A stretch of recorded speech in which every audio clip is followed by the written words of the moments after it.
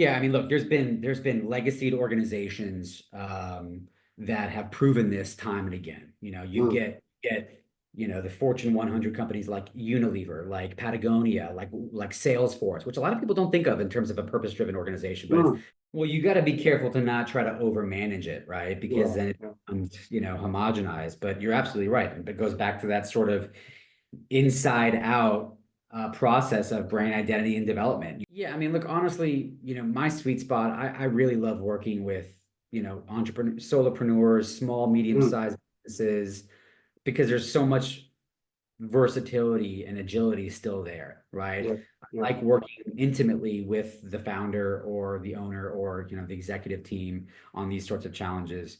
Every year, you donate 1% of your total gross revenue for the year. Right, right. And you can do it in a variety of ways. You can do it through directly to one environmental partner organization. You can Mhm. donate that to a planet impact fund, as they call it.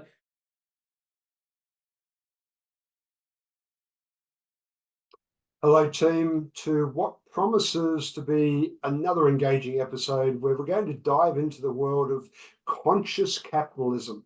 Yes, you did hear me right, conscious capitalism. It's a movement that aims to redefine the essence of business by balancing profitability with societal impact. So you can imagine this is going to be an interesting conversation. It's a world where business have an opportunity to do good and do well, and through this practice unlock their best potential or their greatest potential for growth and impact in the lives of their customers, communities, and in fact, everyone in the world, right? So we'll explore how this philosophy engages and encourages organizations to operate ethically, prioritize stakeholder well-being, and drive sustainable growth. Now, additionally, and in support of this, we're going to shed some light on our guest's three-phase brand strategy framework. It's quite an interesting framework. I've studied it a lot. I like the process, and we're going to dive into that. So, as always, I'm not providing the solutions. We'll be doing that with the guidance of our branding specialist and strategist and expert, Mr. Chase Friedman. Chase, welcome to the ET Project. Great pleasure to have you join us for the conversation. Thank you, Wayne. It's great to be here. And as you're saying it, introducing it to the audience, what a world, right? What a world that might be where businesses can do good and do well. So it'll be fun to Yeah, dive in. conscious capitalism. I love Yeah, the amen. expression. Is that yours, or does that come from somewhere in the past? No, I wish. I think a lot of these terms, were probably coined by people far, far smarter than myself. But, look, at the end of the day, I think this is kind of like branding, right? Some of that repetition is needed to kind of get into, societal cultural consciousness and reframe the way we think about capitalism. Right, right. But Well, I think let's it, set the scene a little bit, Chase. I yeah. mean, you don't come from the marketing world per se. You come out of the film industry, I believe. So you're a storyteller at heart. At least that's what I've learned, right? So I wonder if you wouldn't mind sharing a little bit about the journey that's led you to starting Vanquish Media Group. Yeah, as you mentioned, it certainly hasn't been a linear journey or an expected one, Right. but I find myself here, and it's a pretty great reality. So yeah, my original start of my career, and since I was a young kid, I always dreamed about making movies, Mm, telling stories, and really, I think it was more about the impact you can have on an audience, right? right. The emotional resonance, to laugh, to cry, to feel something, to be moved by something. I remember feeling that as a kid in the cinema, and so. Mm, Grew up in a small town in Florida where that wasn't accessible. Moved myself out to California. Really worked my way up through the ranks. yeah. School the hard knocks, as I like to call it, and I think that's been kind of the common theme throughout my career. Where there's been a lack of, let's say, sort of formal training and or education, I Right. think the best kind of practice and experience is getting your hands dirty, getting in the trenches and learning it. So working my way up in the film industry, working in independent film, television for many, many years as a writer, as a director, as a producer. It was my passion. It was my purpose. And storytelling was always been very much in my DNA. Unfortunately, the business side of the entertainment industry really wasn't resonating. There was Mm, there was it's a pretty brutal business to be in. And so there was a conflict, right? I was chasing my Yeah. dream, but it didn't feel value aligned to me in terms of where I wanted to go in my career. So I knew I had this love for storytelling, but it might not have been deployed in the traditional means of entertainment and media. That's kind of when I began to start working for and really being requested by brands and organizations to help come in and consult with them on how Mm. to tell their stories, right? Brand storytelling, which in and of itself has taken many iterations over the years. But it's a different application of storytelling. It's just obviously delivering it to an audience that is still seeking something, right? Seeking, how to overcome a challenge, an aspirational transformation. And if you can move people through a brand, a product, a service, emotionally, I think that's the ultimate way to stand out in the marketplace and build sort of raving fans for our brand. So Mm. what started with consulting kind of snowballed into starting a full service brand and marketing agency. We still get to do a lot of creative, which scratches that itch. Right. But it's certainly not the film and TV that we once used, but it certainly is helping brands resonate much more authentically with their consumers through the art of storytelling. Mm. Yeah, it's an interesting field. I was first introduced to this whole concept of brand storytelling. I try to remember the name of the book, but Donald Miller, I'm sure you know him. Story brand, yeah. Story brand, yeah, thank you. The whole concept. But when I look at your website, you have a tagline that says "Profit with Purpose." And this brings a different dimension, I guess, to the whole dynamic. Not just telling a story, but doing it with some sort of intent, with purpose, and doing it in a way that is beneficial, not just for the company, but for everybody. So where did that concept originate from? Really, it's an extension of my values, right? And my purpose. Mm. I believe my purpose in my career and in life is to help others unlock theirs so they can build the life and business of their dreams. My superpower happens to be in branding and marketing. Yeah. But the world has enough brand agencies, marketing agencies. What was going to be, my differentiation in the space? What was going to be our unique perspective in this world? And that speaks to our mantra and our values, both personally and professionally, is that, purpose and profit shouldn't be mutually exclusive. They can coexist.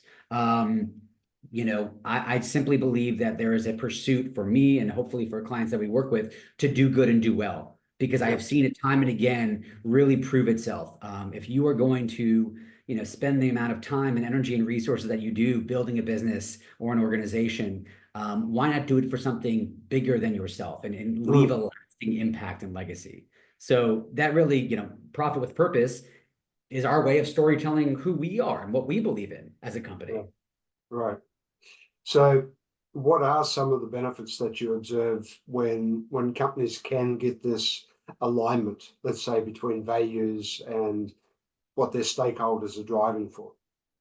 Yeah, I mean, look, there's been legacied organizations that have proven this time and again. You Mm. get the Fortune 100 companies like Unilever, like Patagonia, like Salesforce, which a lot of people don't think of in terms of a purpose-driven organization, but it's Mm. very core to Mark Benioff's sort of mantra in terms of how he started the company. These companies have continued to reinvest in purpose and impact-driven initiatives, which I believe has allowed them to innovate in their own way and build brand loyalty and equity and trust over many, many years. But that also exists for small businesses. Today we are on this, it's not a trend, it's a movement, right? Mm. Where this form of conscious capitalism, of stakeholder-driven capitalism, Yeah. is putting the hands in the consumers, and the power of the consumers and the employees and the investors behind these companies that are Mm. demanding that these companies stand for something more than just, a single bottom line, right? Right. Right. So it is overwhelming the amount of people that are willing to buy from, work for, invest in companies that align with their values or are committed to impact. Mm. Um, and in this sort of sea of sameness, where there's so many competitors that it almost becomes commoditized, and only one or two can really win, in your four P's, right? Price or product, Yeah. what else is left to differentiate yourself? So not only is it something that is, I believe, something that you should aspire to do as a business, Mm, uh, but it is actually creating a strategic advantage in the marketplace, allowing you to signal what you believe in and your values to attract those like values with your super consumers, with your tribe, right? Employ, the best and brightest recruitment of employees that want to come work for you. You know, mm, nowadays, we're in this millennial dominating the workforce, but can you imagine when Gen Z starts to dominate and they are so much more emotionally charged and driven? yeah. There's incredible statistics that, obviously people are willing to take less pay for a company that aligns with their values and helps them feel fulfilled in their purpose. 3 in 4 consumers are willing to pay a price premium for a brand or a product that aligns with their values. So Mm. market, margin, employee retention, innovation, collaboration. It does all these wonderful things for a business beyond um, just feeling good. I've often asked myself the question through my career when I work with different companies. The whole process of identifying your values and aligning with those values as a corporate entity, for me, there's this question mark about how authentic are the values ever going to be, right? Because we're trying to attract an audience by stating a value. It feels like, I'm not saying that's the case, right? But that in some way is how it comes off in many cases. I'm wondering, in your case, when you work as a CMO or you go in as a fractional CMO with companies, is there a specific approach that you have for building their values or identifying their values and really flushing out how authentic these are going to be? Well, yeah, I mean, there's two good questions in that, right? Where does it come from, and how are you sort of walking the talk? Yeah. There are certainly a lot of organizations out there that, unfortunately, are just checking a box, right? They're value signaling, as we kind of call it, purpose washing or Mm, greenwashing, kind of more, commonly known. And consumers are far more intuitive than that, right? They can see yeah. through the BS, so to speak, and they will call you on it.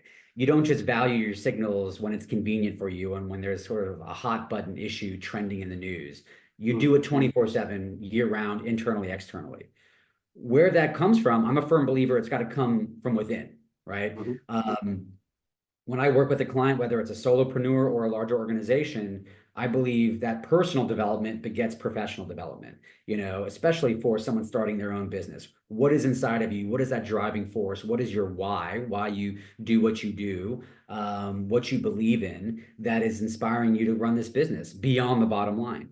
mm, So when you're looking at a larger organization, the best place you got to start is within your own ranks, not looking at what the audience you think your customer is going to like, but all stakeholders from the top on down to the bottom.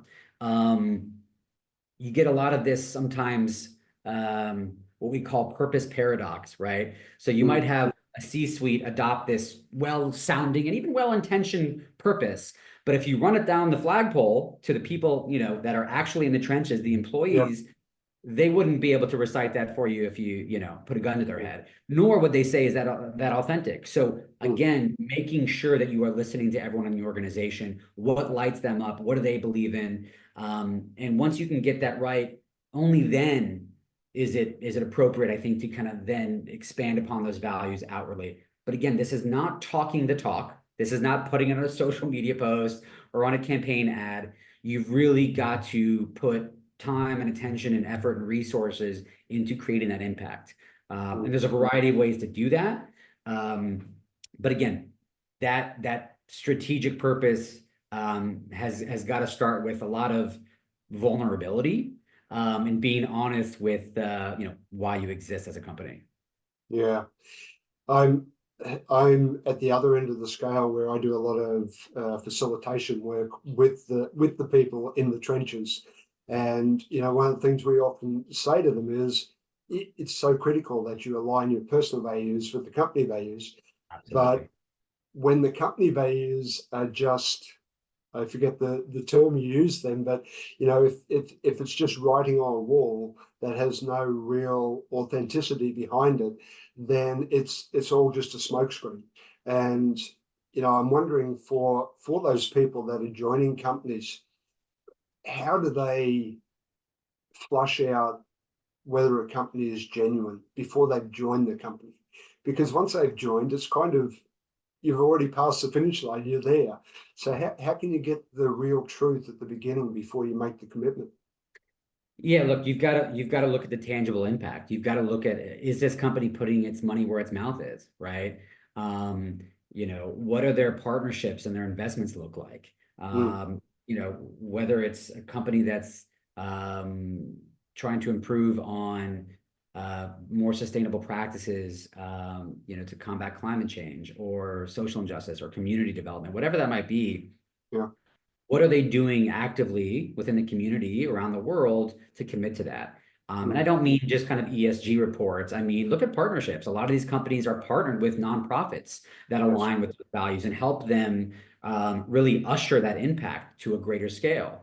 Mm, A lot of these companies are investing and reinvesting in, let's say, sort of underserved communities to kind of help create shared value, right? By investing in these underserved communities, they might be building the next wave of talented sort of, employees and team members. mhm, So mhm. again, I think it's got to be more than what's on the label, what's on the package, what's on the mission statement that's, in the HR room. Yep. um, Dig a little bit deeper and really sort of examine how they are a part of the solution. And most importantly, how consistently that's been as part of their ethos. Is this a Right. quarterly sort of trend for them that they're jumping on? Or is this something that has really been as part of their code of values, Mm, for as long as the company's been around? yeah. I certainly like listening to it. I've worked with companies that don't live it; they try and act it. So it's not always black and white, unfortunately. But as you say, if you look behind that and you can find the evidence, then you're off to a good start. Based on all of that and what you've learned and developed over the years, you have this three-phase brand strategy or roadmap. Um, which I'd like to go through in a little bit of detail if you don't mind. And if you could, we'll go through each item, but if you start with like an overview of what the strategy is all about. Sure. As I mentioned, starting from within, right? Building from within, from the inside out. Very similar to kind of our process and our approach. Much like building a home, you need to build a home not just on scaffolding, but a strong foundation. So our three phases are discovery, identity, and growth. Mhm. And we're pretty intentional about the sequencing of that. Um, Discovery is all about how we are developing and discovering the identity of a brand and of a business, whether it's a Right. new brand or a legacy brand, but really revitalizing that, developing and designing the brand identity, the messaging, the core values, right? It's creating what we call a brand blueprint. And that's Mm, very much an internal sort of playbook that a company should be operating on so that all of their functions are operating in sync and with consistency around those values and that purpose. And that's great, but now how do we share that with the world? And that there comes identity. So what is the outward facing identity that we are sharing with our community, our clients and customers, the world at mhm. large? And that comes in the form of things such as, obviously storytelling and content. That's Yep. websites. That's a variety of sort of visual and multimedia elements that take that brand blueprint and bring it to life. So that's the identity phase. And then the third phase is obviously growth, right? Growth is where we're kind of pouring fuel on the fire. Yep. How do we amplify that message to the world through a variety of digital marketing tools, tactics, but then and only then? As you can imagine, I'm sure you get some clients like this. A lot of times clients come to us and they want to skip ahead a few steps and get right to give me more leads, give me more revenue, give me more followers, Yep. and you have to kind of remind them to pump the brakes and measure twice, cut once. You can throw a ton of money at a particular, marketing performance marketing campaign, but if you don't have the other two pieces, the foundational pieces of that puzzle correct, Mm, mm, clear and consistent and compelling storytelling and messaging and identity, it's going to be diminishing returns on your investment. So some companies, go kicking and screaming, oh, we got to do the whole branding thing.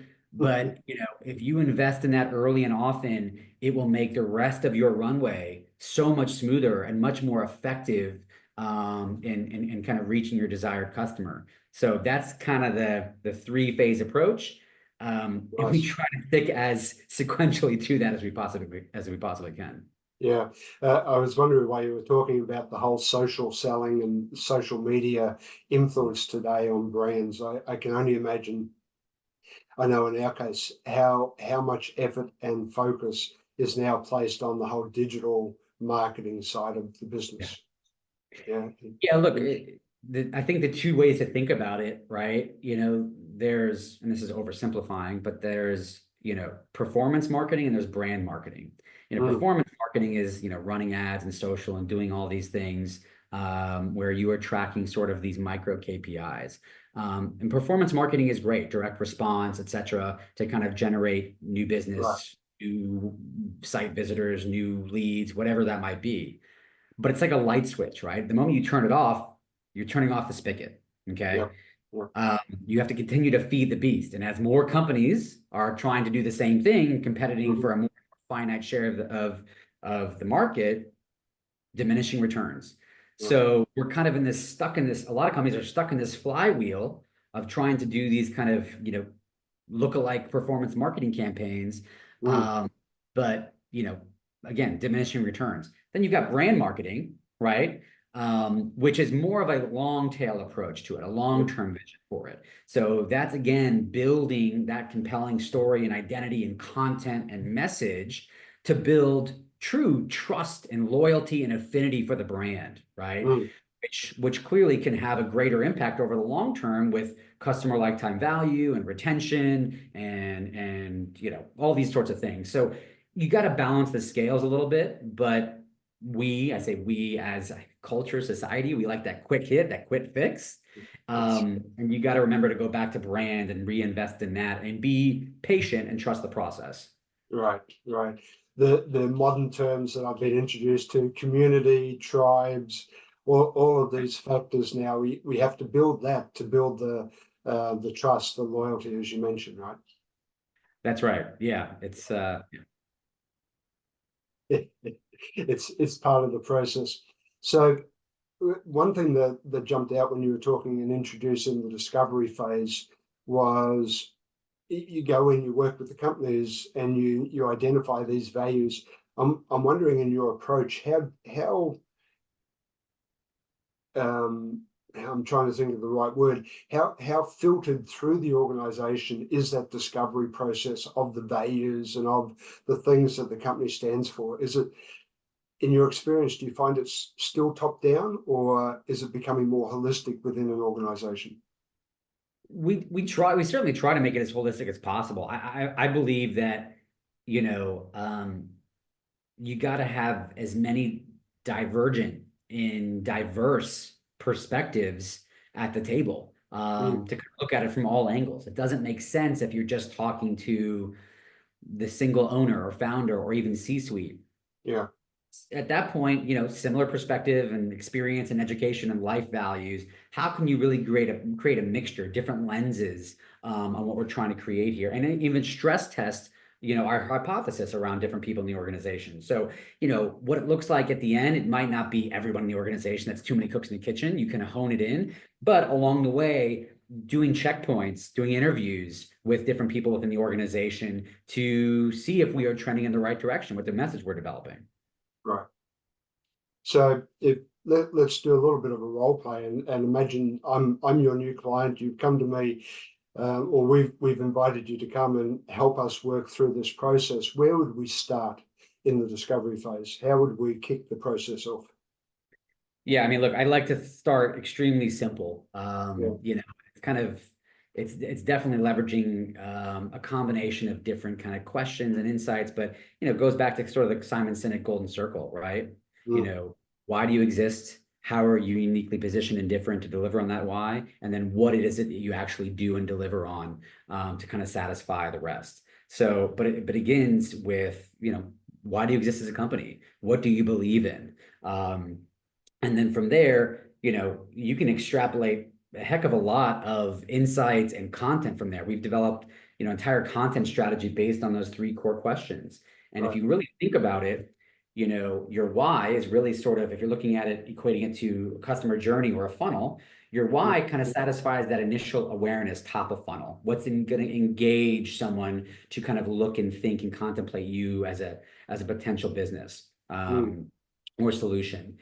How, right? How you're uniquely positioned and different and unique, to deliver on that why is all around positioning, right? And that's kind of getting into the middle of the funnel, right? Deeper yeah. engagement and consideration. And then what, right? What we actually serve and do and deliver on as a value solution, that's kind of towards the end of the funnel, right? Mm, Conversion. mm, So, I like to kind of compare it to an actual functional customer journey and seeing how those three foundational questions, if you get them right, can really help guide messaging, content, tactics, tools at every stage of that buyer's journey. mm. You've opened up a whole Pandora's box in my mind at the moment. So I'm trying to keep it succinct as possible, but um, you've mentioned the customer journey, and this is something that I grew up with as well. How relevant is that still today in this digital world that we live in? Like, uh, does it still play a crucial role? Yeah, it's a good question. And the truth is that's a bit of a cheat. It's an oversimplification. I don't think it's really that linear funnel. It's more of like, at best, a flywheel, Mm, right? But really more realistically, the messy middle, yeah. right? There's nearly infinite touch points along that journey, Mm, right? That can look different for just about every consumer. yeah. So, while it's certainly a broader approach to think about it in those phases, in those ways, it does help distill and simplify things. I'm a Mm, firm believer that, and we've done extensive brand guides and decks for clients, yeah. but the real true test is simplicity. If you can distill your message down to a single page, dare I say a single sentence as a brand Mm, strategy, you're doing something right. So we try to keep it simple. And yes, you can always add in different layers of complexity along the way, but starting with simple, clear, consistent messaging, not only for your internal team to recognize and remember and believe in, but something your customers will resonate with, it's harder than it sounds. mm, mm. Interesting point about the simplicity. I noticed I had a question for you about you interchange a word between growth and the word flow. And I wonder if there's a reason behind that interchange or whether you're even aware of it. But Really good that you actually, yeah, you did your homework. I love that you pointed that out. The truth is, I think the origin was flow. mm, Uh, I believe in that sort of flow state. I believe in that sort of achieving that almost effortless sort of level of communication, symbiotic relationship with a client. mm, Um, I think for some people they didn't quite, get it. I think we kind of rejiggered it to be grow or growth, yeah, because it obviously is a little bit more, material and pragmatic to kind of what the actual tools and process is. mm, But to your point, yeah, I mean, I look at it as flow. If you look at our brand identity, it kind of goes from, discovery, which is really kind of finding your place in the world on the map. yeah, Identity is, really locking in on your unique sort of fingerprint. And then flow is really kind of, how you kind of exist in this space. And then we're getting in a little bit heady here, where that you truly do stop hunting and grinding and hustling for growth. And it comes a little bit more seamlessly when you have formed a true and lasting bond with, internal and external stakeholders. mm. I had a guest, actually, I think it's next week, the show's released, Timothy Hughes over in the UK, who's very big on social selling. And Mm, he talks about the brand now, the ambassadors to the brand yeah. is everyone in the company when they're on social media. And I'm wondering how you find that and you deal with that when you're working with companies. It, everyone is on, or any business person, let's say, is pretty much has a LinkedIn account as an example, and they're all active. How does an organization manage that um, scattered approach and try and make it somehow succinct towards their brand?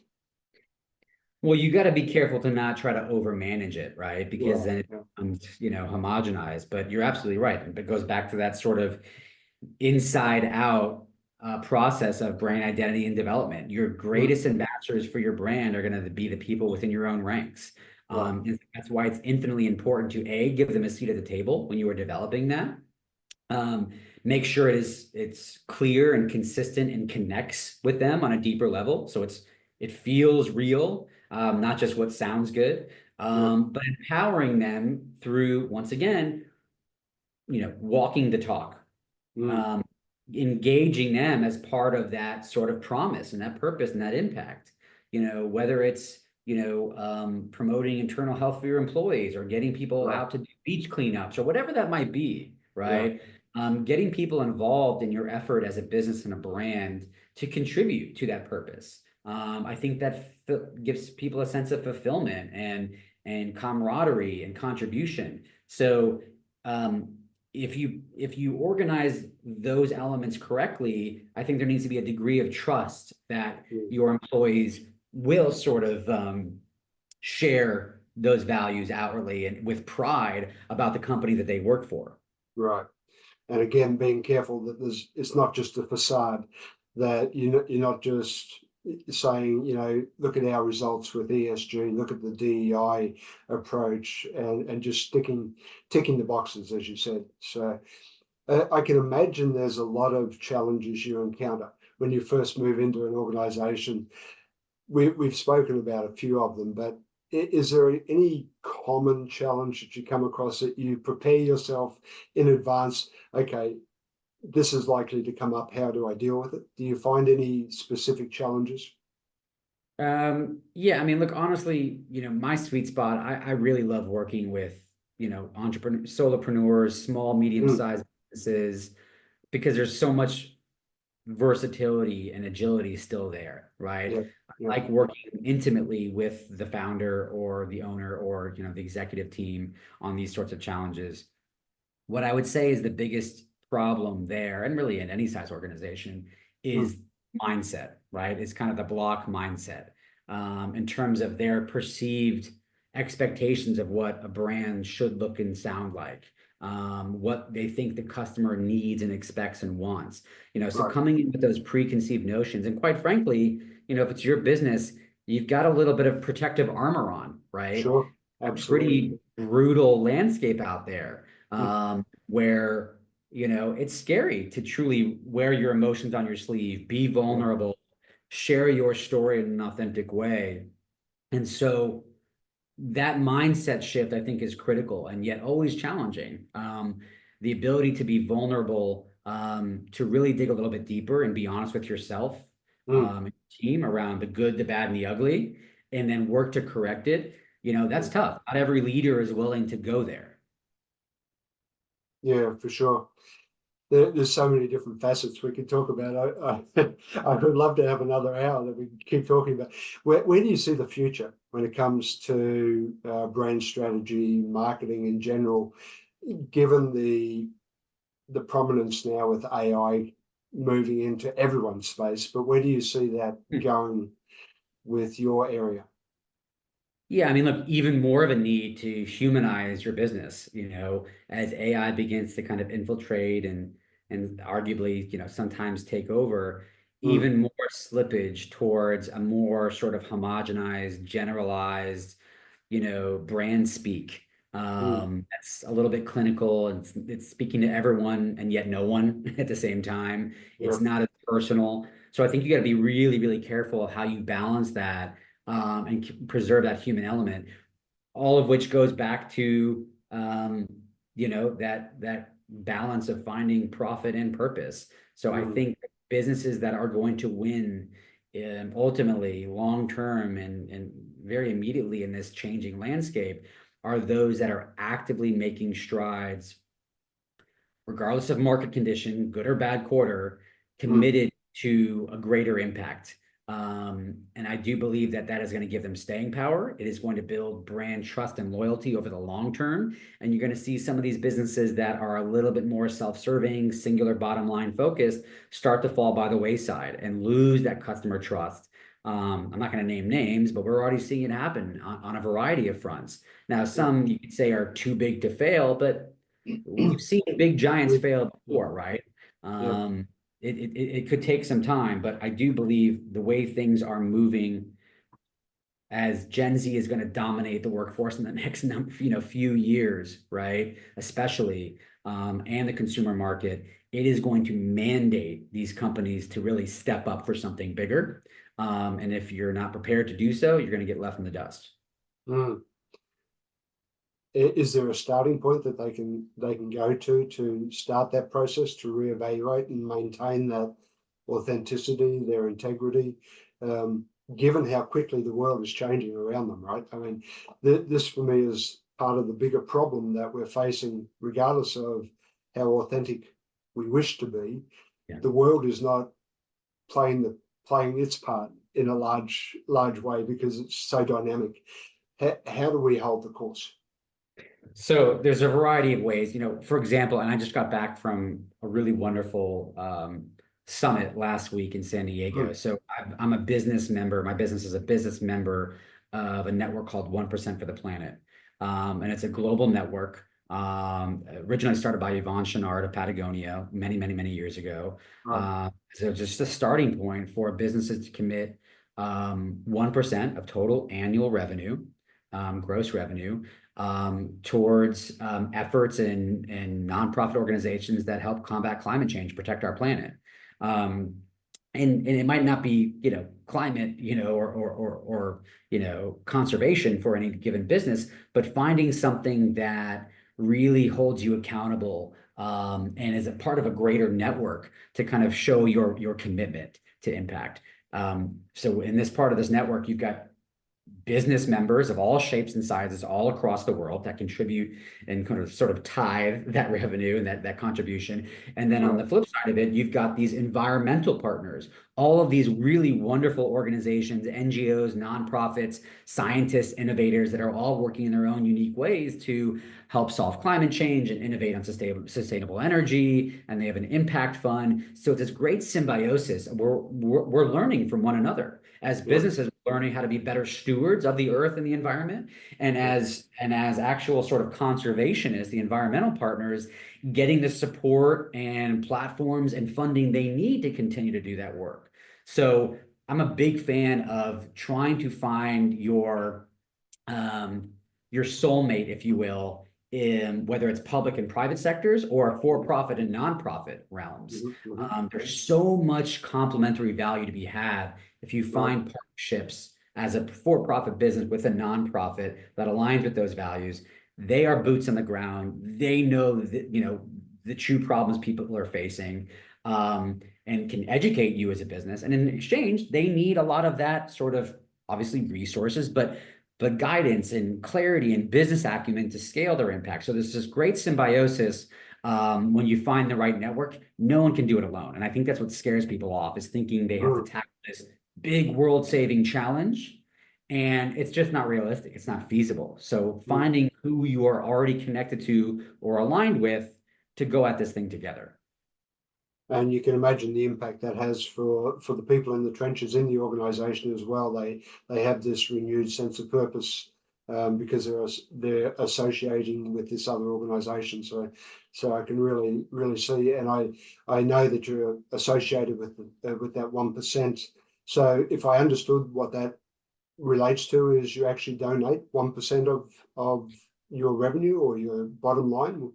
Correct. Yeah. So every year, you donate 1% of your total gross revenue for the year. Right. Right. And you can do it in a variety of ways. You can do it through directly to one environmental partner organization. You can Mm-hmm. donate that to a planet impact fund, as they call it, which is Yep. sort of a portfolio of investments helping advance innovation in combating climate change and conservation. You can even satisfy some of that donation through, pro bono efforts, Right. in-kind Right. donations from the business or volunteer hours, right? So it's a really wonderful way. You don't have to just do it Mm. through your funds. There's a Mm. way to kind of create a holistic give back program within your organization, and a pretty robust global network. Mm. This is just one of many, but it's one that's been around for a number of years, and obviously, I'm drinking that Kool-Aid. Yeah. Just to round off that particular topic, where do people go and find that particular organization? What's it Yeah, called? 1% for the planet.com. And 1% yeah, 1% for the planet. Again, it's really easy, simple, clean, and clear on how to become a member. You don't have to jump through all these hoops. I know really other sort of accredited organizations like B Corps and things of that nature, Yeah. right? Which are also great. A little bit more sort of hoops you got to jump through to kind of qualify and adhere to their policies. But 1% for the planet is like, it's almost on autopilot, right? It's Mm. almost just, Right. and you can expect that, at the end of the year, you are going to make this contribution. And hopefully throughout the year, you're taking other strides to do it. But this was the first sort of, they do a global summit every year, first in-person kind of summit I have been to since being a member. And it was incredible. I mean, the energy was amazing. Imagine being around, it wasn't that big, but a few hundred people of really aligned values as business owners and entrepreneurs and climate activists, all striving towards the same thing. And they each have their own knowledge and resources and insights all rowing in the same direction. And that's a pretty cool thing when it comes to business. We're not there to sort of compete and, lead capture and do all these things. We're there for a common good. Mm. Sound like a great organization. I did a little bit of research on it, and it's certainly something worth exploring further. If as we start to wrap up, I'm just wondering any key advice that you might offer, given your experience yourself, if somebody's listening and to think, heck, what Chase is doing sounds pretty interesting. I wonder how I get into this field of being a brand strategist, or even working as a CMO. How would people pursue this particular area of industry? Well, I mean, look, if I'm any proof, certainly you could certainly take an unconventional route to it. Not having a traditional background in branding and marketing, I think it's got to be an honest and earnest curiosity, with people and the human condition. At the end of the day, as marketers, as branders, the whole goal is to help people overcome and solve challenges, right? Um, you mentioned Donald Miller's story brand, the whole crux of that, and that's based off of, Christopher Vogler, The Hero's Journey, which is Yeah, the sort of yeah, foundation of storytelling. It's positioning, the hero as the central focus of that story. But what a lot of businesses and brands get wrong is they think they are the hero. That's not the case. yes, yeah, Customer is the hero of this journey. You are merely a guide, right? That wise sage, the Obi-Wan along the way to help them, cross that threshold, overcome mm, that initial, obstacle, adversity, problem, challenge, with a set of, steps or services or support, to help them achieve that sort of aspirational transformation, that identity transformation. I right, am here. I want to become or be this better version of myself or for my family or for my business. And us as brand strategists and leaders is how do we create the best stewards for change for the clients. But at the end of the day, it's always centered around a problem or a challenge someone is facing.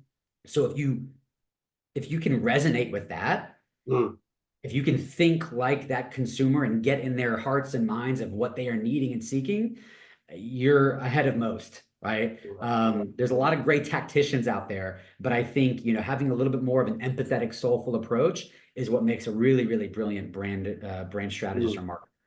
right, right. Anything we haven't covered in our conversation that we should leave with our listeners as a wrap up? We've covered a lot of bases. Yeah, look, I think at the end of the day, I know this can be. I'm a firm believer in this constellation, what I call, aligning purpose, passion, and clarity. A lot of us have purpose in what we're trying to achieve. Mm. A lot of us have a passion, a driving passion to do, pursue a particular field, but oftentimes lacking the clarity of, well, how do I get there, right? Where am I Right. going? Show me the way. I think for a lot of people starting out, they've got great passion, great purpose, but maybe lacking that clarity. That's an area where, working with a coach, Mm. mentor, a consultant, a guide, is essential. Right. I wish I would have taken that advice earlier on in my career, working with kind of a coaching consultant, which I'm trying to do now for my clients as sort Right. of a pay it forward. But, you know, start small when it comes to purpose and impact. Like I said, this doesn't have to be this world saving, world changing mantra. Mm. Start with something that feels honest and real and comfortable for you, and stacking those sort of micro wins along the way is a great way to build that confidence and a great way to grow and scale a company. Yeah, fantastic. Last question, where can people go and learn more about Vanquish Media Group as well as about yourself? If Yeah, you're looking for people to connect, of course. sure. Vanquishmediagroup.com is our website. We also, my kind of personal coaching, consulting, sort of efforts, vanquishmediagroup.com/profit with purpose. Mhm. And then of course you can reach me on LinkedIn, which is pretty much the only social platform that I'm on, because we certainly do enough for our clients. I like to kind of keep it a little more focused, but would love to Right. have a conversation and help, point you along the way. Well, Chase, excellent conversation as expected, as predicted at the beginning, but such an interesting topic in the world that we live in today, and we seem to be so inundated with information at the moment. Finding that niche within your brand and combining that with conscious capitalism, I love the whole concept, and wish you well with everything with business. And thanks for being on the show. It's been a pleasure. Thanks for having me. So what are you waiting for? Hit the subscribe button below and click on the bell icon so I can pop up in your feed occasionally with a great tip for your ultimate growth.